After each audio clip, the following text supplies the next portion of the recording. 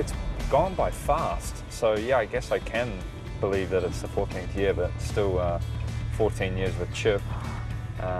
And that team, is obviously the longest standing driver there. So it's a lot of years, and I hope it is a career team that, a team that I even see my last IndyCar years at. I've changed a lot, I've become a dad, I think I've become a better racer. I think I've become better at the PR side of things and media, and I've just grown as a person in lots of different areas. 2015 marked Scott Dixon's 15th IndyCar season, the last 14 with Target Chip Ganassi Racing. I think I was 19 or 20 when I first started in kart.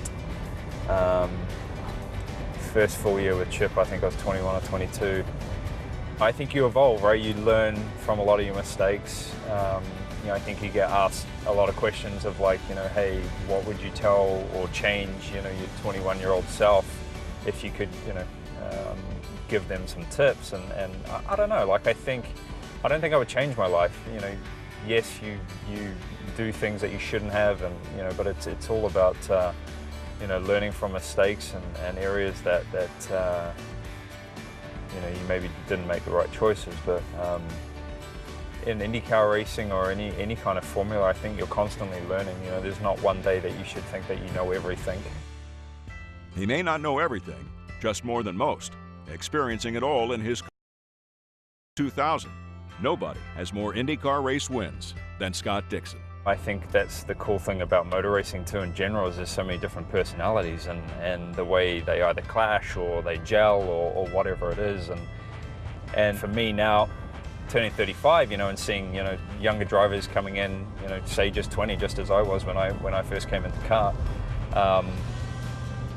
And even Joseph at his early stage, he's been in the series for a while now, but seeing their transitions, and I think it's very important for IndyCar. I think it's very important for the evolution of racing, and seeing the different personalities. And yes, you're going to have problems. I remember myself at Road America one year, getting into a altercation with Michael Andretti, racing for the same part of the track. It's just, you're going to push the boundaries, and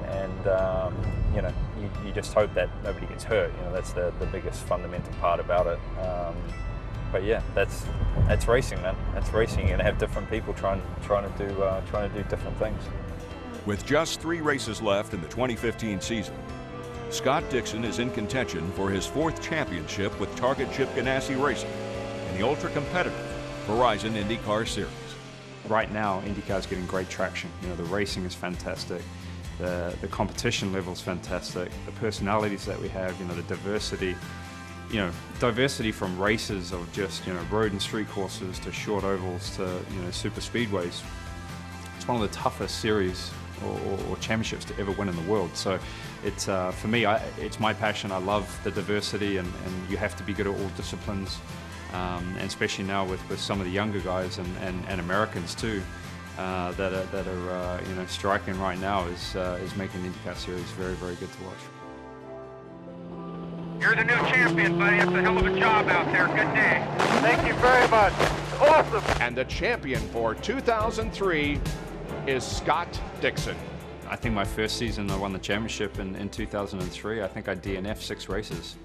And still won the championship. If you did that these days, you'd barely make the top 10. So, the competition has changed. I think with how everything's confined by the Verizon IndyCar series, with competition, even the small teams can compete at just about the same level. You turn up to these race weekends, it's not just 4 or 5 cars. The depth is amazingly strong, and you're looking at 15 different competitors that could probably win that weekend. This season I think we've had 9 different winners already. With 37 career wins, including the Indy 500 and 3 IndyCar championships, Scott Dixon remains hungry for more. I think another 3 500s would be fantastic, and a couple of championships. That's what we're in the game for.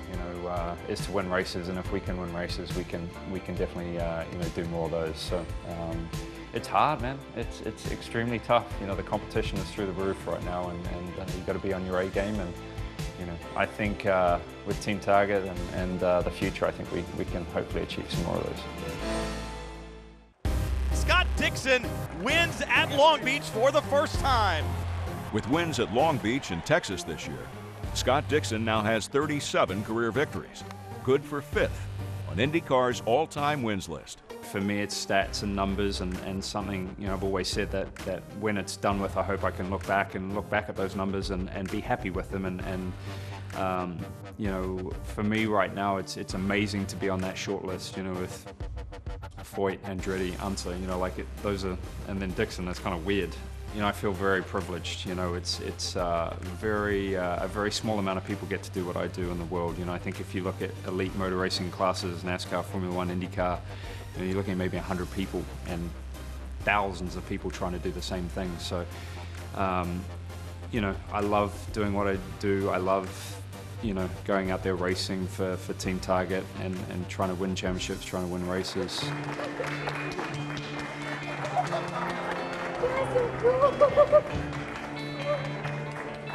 Scott married his wife Emma in 2008, and they have 2 beautiful girls that have grown up in front of the TV cameras. You do try to keep your life as private as possible, but we'll look back at those moments in 20 years' time, and to have them on footage, and it's amazing. Like, that was one of the most favourite days we've had in a long time. Like, it was very special, and to have the girls there to share it with us was really, really magical. On the eve of his 35th birthday, Emma and the girls make a trip to their favorite store for the birthday boy. What do you really want to get Daddy? What do you want to get him? I want to get him a toy. You want to get him I want to get him a race car toy. You do? I was blessed with, you know, a great wife with Emma, and then obviously right now with two little girls. You know, Poppy just turned 6, Tilly will turn 4 in September. You know, they're big characters, big personalities, and a lot of fun. Okay, that's a great present. I think he'll love that. Okay. I'm still getting that little book. He really likes Kit Kats. Oh, look, these are quite cute. Look, the mini Kit Kat bags. And he can keep them on the road with him, couldn't he? Yeah, cute. Do you like those? Yeah. Do you think he'll like them? Yeah. Now, girls, you have to keep this a secret. You can't tell Daddy what we got him. Are you only good at keeping secrets? Yeah. Promise? No telling Daddy what we got him, okay? There was a boy on telly who couldn't. I know, we have to keep the secret. They're terrible at keeping secrets. Here you go. Thanks Have a so great much. day. Thanks, He Sarah. was terrible. Thank you. You're welcome. Emma grew up around horses and has shared her love for them with Scott and their girls. We'll come up here, you know, 2 or 3 times a week. You know, I'm a big animal lover, and it's really nice to teach them respect, you know, for the animals, and they love the horses as well. This is the only horsepower Scott's scared of. He can drive like 230 miles per hour, but he's still, he's not much of a horsey boy, are you? I like horses. Yay. They just go a bit crazy. See, if you sit up nice and straight, you've got loads of balance. Come on. No, don't if say you whoa. say whoa, it'll make him stop. He stopped. Okay, say walk on. Walk on. Walk on then. Walk There on. we go. Scott has his happy place on the track, I'm sure, but this is like my happy place. The girls and Otis. Otis's story, he was actually an ex-race horse that kind of got abandoned, you know, as they do sometimes. You know, they get their money's worth, and sadly they discard them. And he was brought into the barn I was riding at, and he was so nervous and shy, but I thought he had like the same face as Scott, like just kind eyes. No, but it's the gingerness. I don't know what it is, but he had like those kind eyes, and we kind of rescued him really and took him on. So I was able to ride him for about 5 years. Oh. I was able to ride him for about 5 years, and then his injuries from the racetrack just kept catching up with him, and so we decided to retire him. Now he's just a really expensive pet, as Scott likes to call. But we love him. He's part of the family, aren't you, Odie? We're really lucky. It has become quite a circus. Yeah, I remember when I first met Scott in London, we were, you know, young 20-year-olds, just taking each day as it comes, and, you know, it is really amazing. Like, we love our lives. We've got 2 beautiful girls and a dream life. Like, you know, it's amazing. I count on my blessings every day.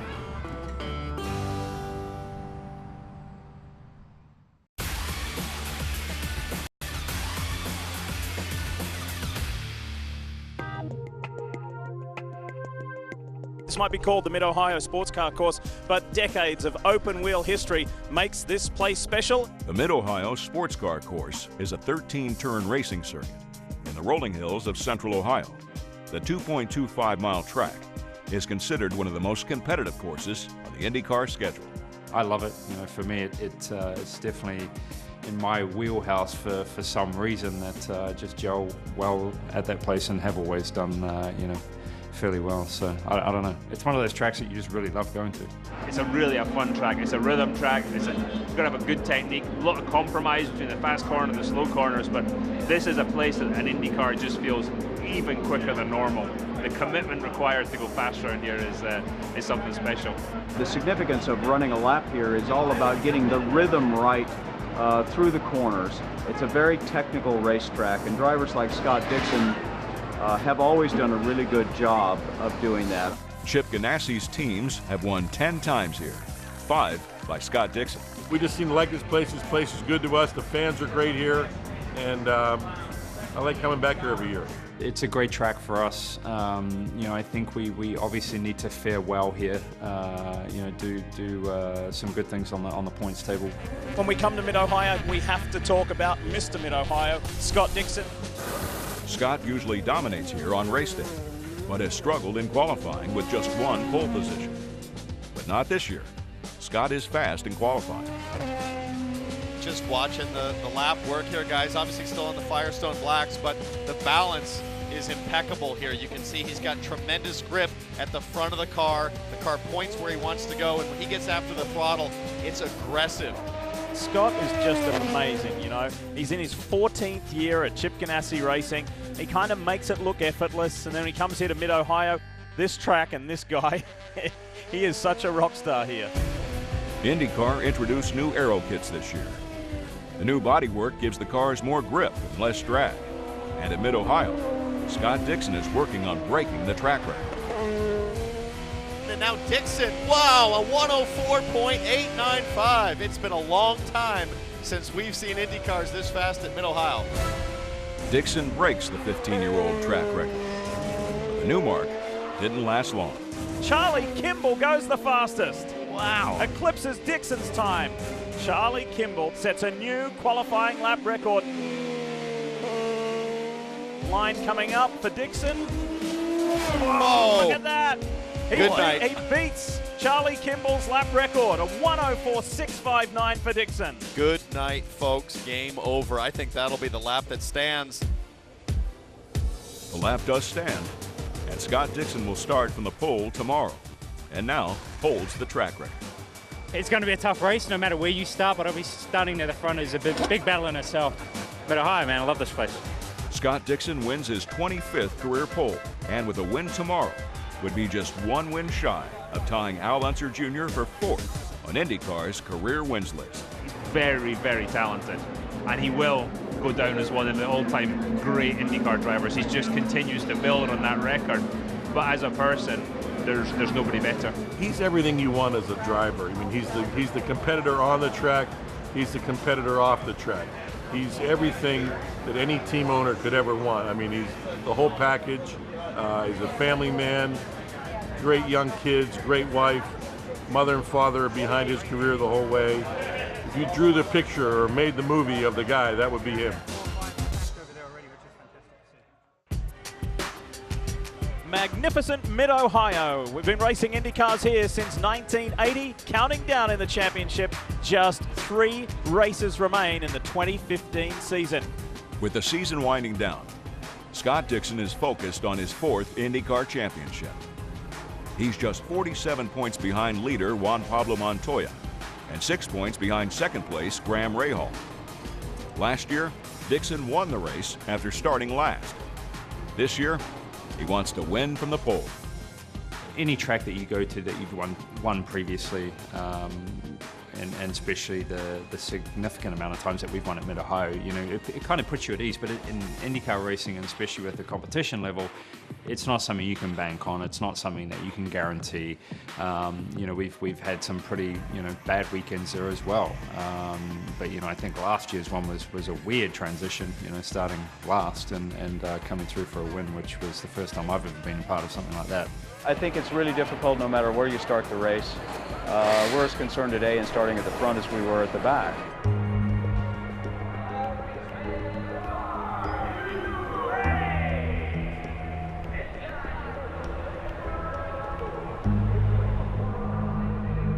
Drivers, start your engines! We'll start from field 1. Green, green, we are green. Right outside the left car, outside even with your Rangers. Bourdais nearly slammed into Scott Dixon. After a close call at the start of the race, Scott begins to pull away from the field. Dixon has taken off. He's on your pace. Still 2 seconds.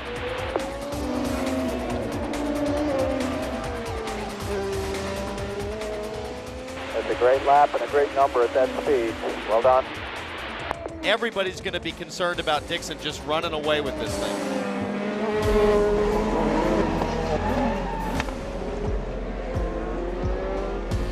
Full course yellow, pits are closed. Full course yellow, pits are closed. The caution for debris on lap 21 changes the race. Pits are open, pits are open. The drivers that already pitted will stay on the track, while everyone else, including Dixon, will need to pit. Okay, right in here we've got an open pit, right on the board for us. Concentrate on flare.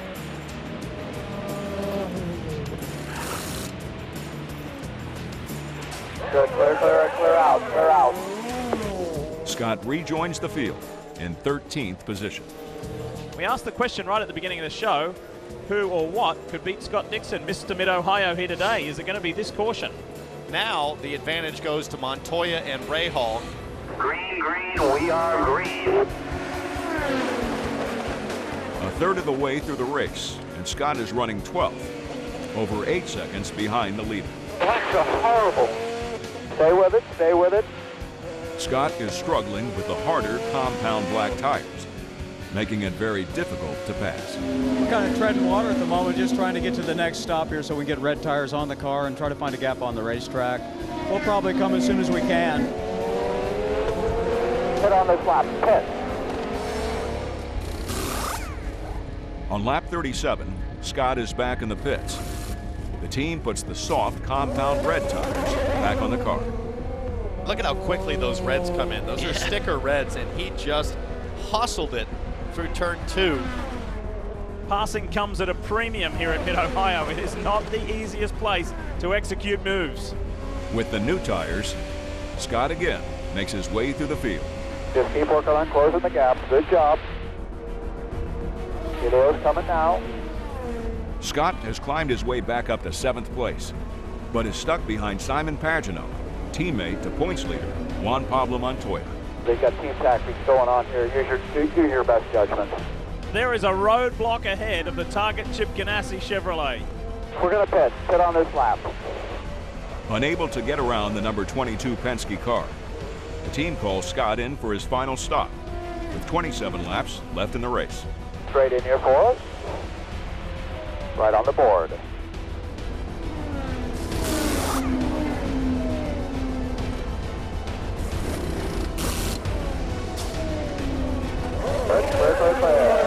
If a yellow falls, Dixon's right back in the game.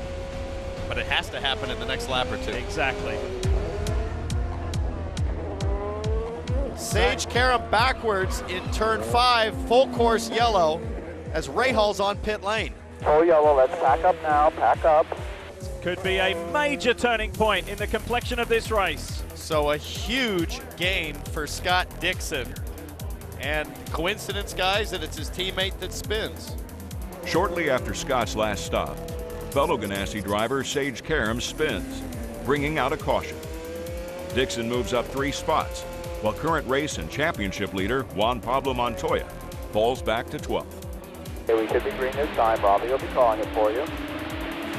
And how hard is it going to be for Dixon to get around Pagano on this restart? Very, very difficult. Green, green, green, we are green. Here comes Pagano. Simon Pagano wanted that inside line. Justin Wilson will go around. Dixon in the mix there.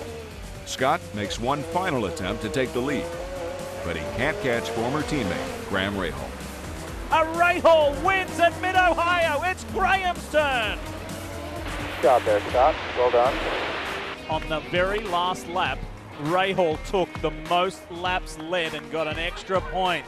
So that gap now goes to 9 points. Scott Dixon finishes fourth, now just 34 points behind Juan Pablo Montoya, with 2 races left in the 2015 season. It is what it is. You know, we've closed the gap a little bit. Congrats to Graham. You know, he did a hell of a job and great strategy. Maybe we need to start qualifying towards the back of the field.